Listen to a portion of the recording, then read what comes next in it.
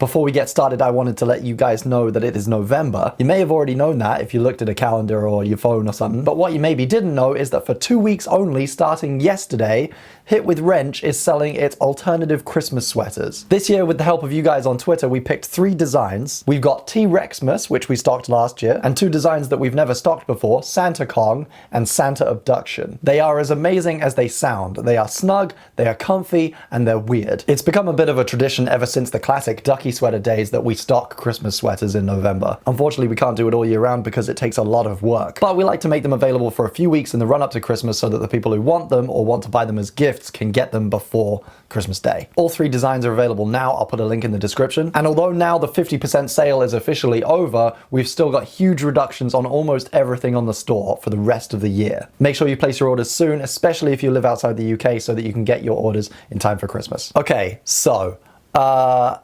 election. This week, Donald Trump, one of the most divisive president-elects in the history of president-elects, became a president-elect. Although a lot of people, myself included, take issue with the way in which he conducted his campaign, it was successful and he won fair and square. And in January next year, he will become President of the United States. And understandably, given the extremely polarized nature of this campaign, a lot of noise has been generated around this outcome. Now, if you'll allow me to generalize just for 1 hot minute, I'm British, which already tends to put me slightly left of the center of American politics. My parents are musicians. I grew up relatively middle class, which places me again on the kind of left-hand side. Almost all my friends are writers, filmmakers, comedians, authors, journalists. So if I had been eligible to vote in the US election, I would not have been voting for Trump. And the energy that I'm seeing pour out in waves on the internet from these kind of demographics reminds me of something that happened earlier in the year in this country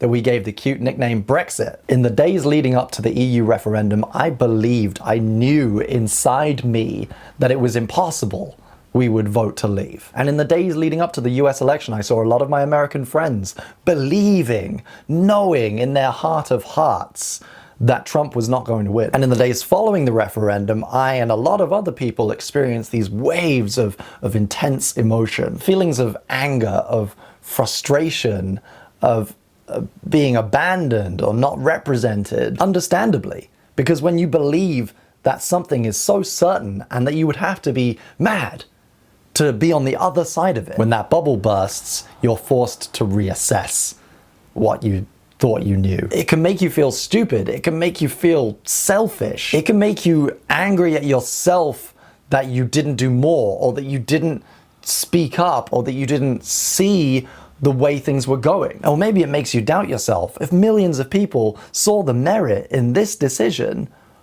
what are you missing? Are you an idiot? Are you fucking stupid? And this energy just bursts out of people by the millions, as it has done this week. You, yourself, right now, statistically, you probably don't like Trump. I'm sorry for the generalizations. You may be prone right this second to burst. You may be ready to blow. Now, as far as I'm concerned, there are 2 ways you can harness this energy. 1, be the change you want to see in the world. It's important now more than ever that if you feel very strongly about issues, you stand up for them. But don't just fight your corner. Try to understand the other side. Take that energy, take that rage, that passion, and pour it into understanding. If you can't understand how in the hell someone voted for the other guy, you need to try and understand why. It's your responsibility, it is our responsibility to open up a dialogue. Pour that energy into something that really makes a difference. Do some volunteer work. Get involved with a charity. Find ways to mend the breach. Find ways to make the extremes feel less distant from one another. Give back.